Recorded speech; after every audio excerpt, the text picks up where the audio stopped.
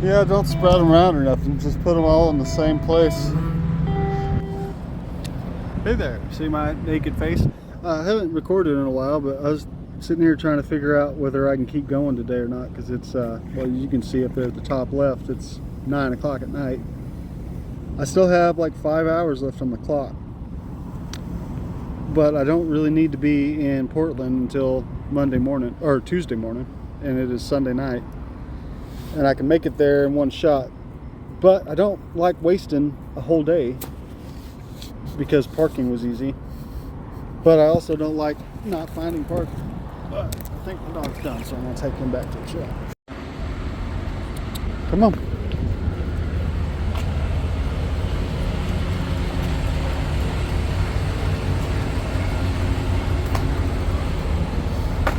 Come on, Sniffleupagus.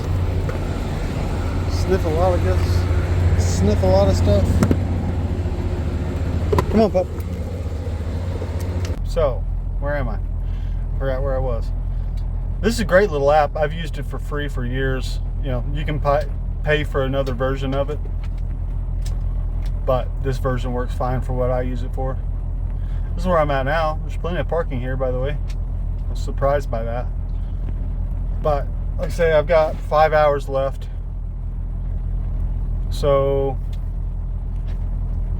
I definitely want to use some of it. I got to find a place where, you know, 12, 11 o'clock at night, there's likely to be parking.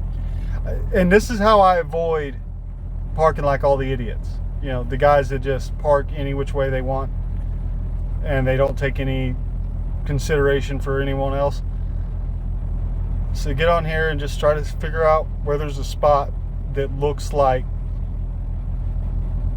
it'll have parking when I get there. And like, that's not one. That looks like a bad option. So I typically look at places like rest areas and stuff to see how big they are. So that's not a very big rest area. So that's probably not going to have any parking at 2 in the morning. Some of this is just experience because I've been out here long enough to know. But I look for little mom and pop, lower name places with big lots. That's my method. Like, that's got a big lot. I guarantee you I could find parking there. So that's an option. There's no way that place won't have parking. That lot's a little rough though. See if we can find a better option. Maybe a little further down the road. Because that's about 2.5 hours away. That still leaves me with 3 hours, so let's skip on up here a bit.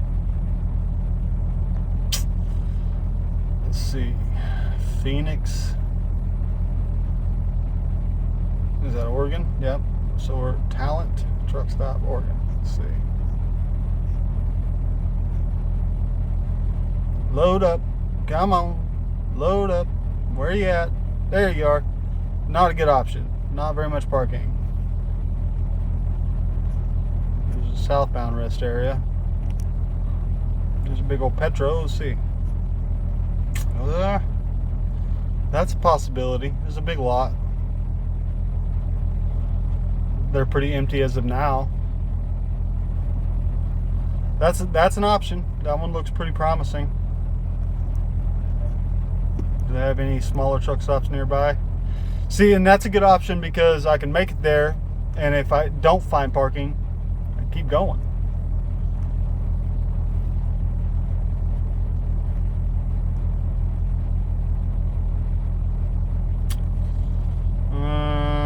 Does not look like a great option. Looks like a bunch of local guys parked the crap there. But it's something. So if there's nothing at the Petro, I can make it up there, see if there's any spots. And then there's a Pilot here. Come on, give me the goods. That's a big Pilot. So, I mean, that seems like a pretty good plan. There's 3 spots there, just on inside of Oregon. I can definitely make that and have some extra time. So then, okay, say I stop at all 3 of those truck stops and there's nothing. Let's see. There's 247.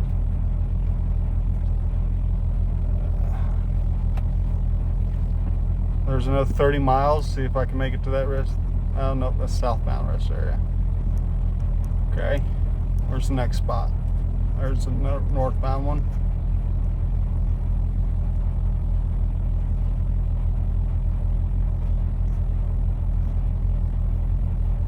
See, there's a pretty good sized rest area. I can definitely make that. I still have about another hour and a half to play with. So then what are our options once we get into the mountain there? Canyonville. Oh yeah. That's a little outside my range.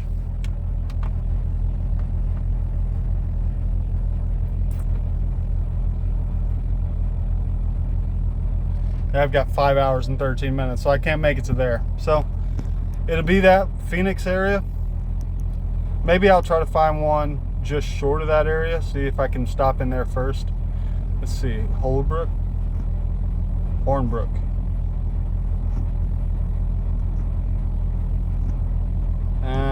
Not great.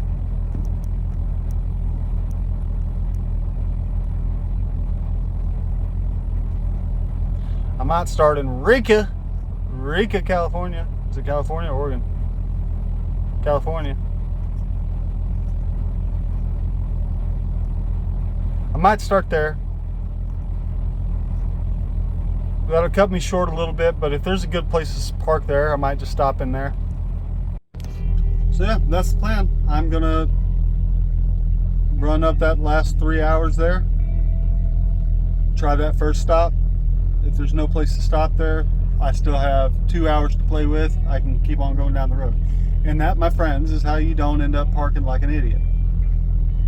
And without wasting time, right? Because in my younger years, I have enough time. I could make it to Portland from where I'm at in one shift, so I might just stop here because there's lots of parking and, you know, I'm out of the way. But as I've gotten older, I really don't like wasting a whole day. I'd be wasting 3 hours of a shift. That's a pretty good chunk of a day. I mean, it's not a whole day, but it's enough that it could screw up the week later down the road. You know, I might need that 3 hours somewhere down the road. Might as well use what I can. So that's how I handle that, just so I can know what the options are ahead, try to see if any of those are plausible before I go. We live in the modern world with technology that there really shouldn't be any reason that you're parking on the shoulders and on-ramps and stuff unless you're just not doing your job well. And, you know, that's not a lecture. This is a point of fact, man. If you're a young driver and you're wondering how to handle that, that's how I handle it. And I have never once had to park on an on-ramp. I've never once had to park out next to the freaking fuel island or next to the scale or, you know, in everybody's way. Never had to do that. In 13 years of going over the road, delivering, you know, I have all the same issues you do. I have all the same problems that anyone else does trying to, you know, deliver in places that don't have a lot of parking. And, you know, I've parked on streets where, you know, you're next to the shippers and stuff, I've done that, but that's just normal trucking stuff. If you're not willing to park outside of a shipper and receiver, you gotta get over that, bud, because that's just part and parcel. In fact, you're safer there than just about anywhere else. And if it's a shipping area, even if it says no parking, and that's not advice, it's not legal advice, follow the laws, but typically you're in a shipping and receiving area where there's nothing but shippers and stuff, and it's 2 in the morning, ain't nobody gonna mess with you for parking on that street.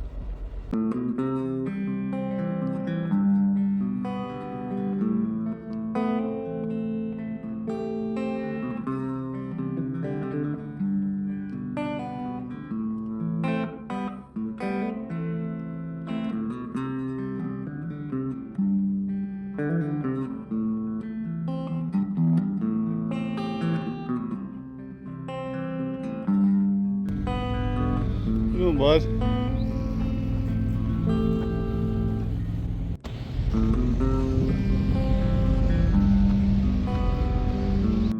Think I got her close enough last night? I don't know. It might not be close enough.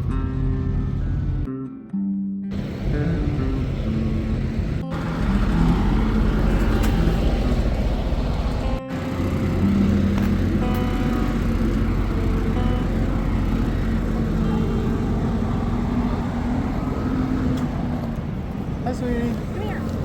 Ruby. Hi, sweetie.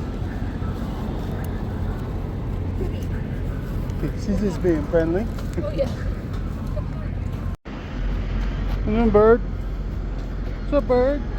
Tassels on the castle.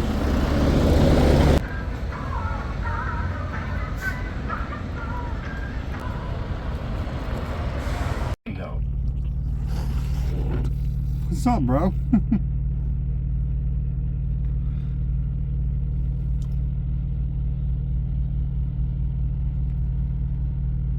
Got any more than that chicken? I eat that chicken. Oh, you're a character. You're a funky chicken.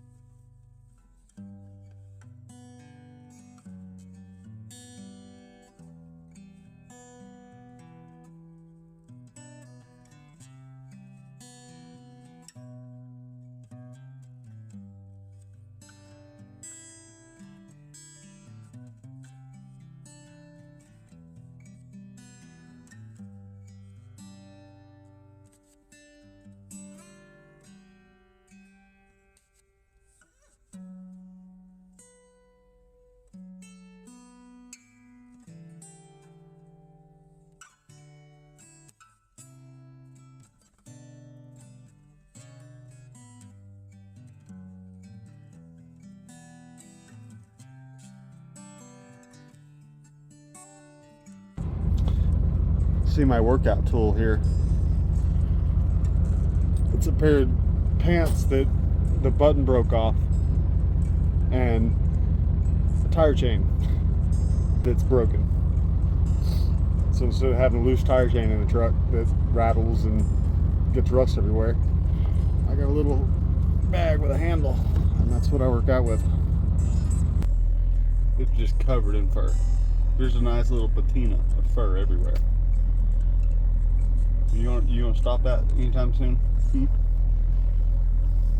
gonna stop throwing hair anytime soon? I wouldn't lick my face. I just washed it. There might still be soap on it. close-up was a little funky. Oh, I'm trying to get used to my naked face. I don't like it. I feel like I just want to. Hello, how are you today? It'll grow back. It's growing back.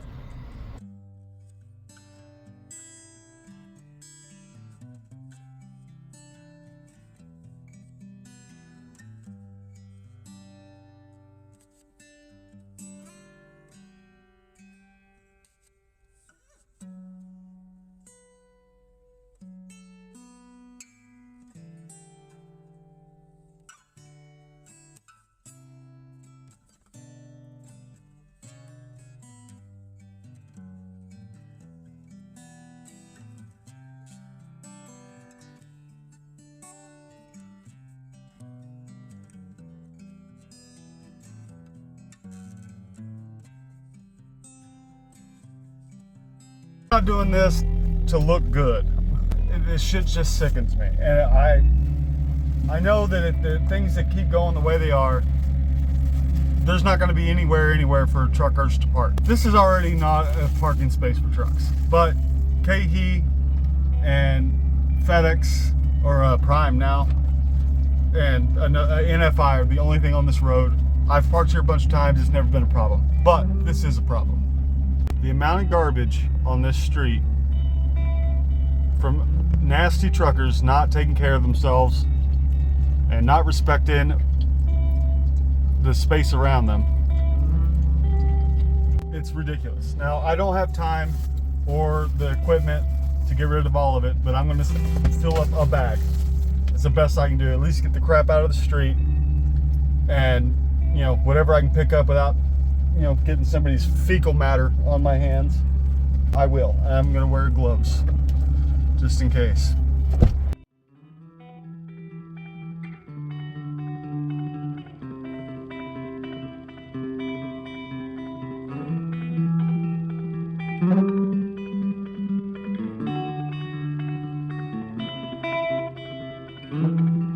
There you go. It's not perfect, but it's better than it was. That's one bag, and if every time I come here I do that, maybe,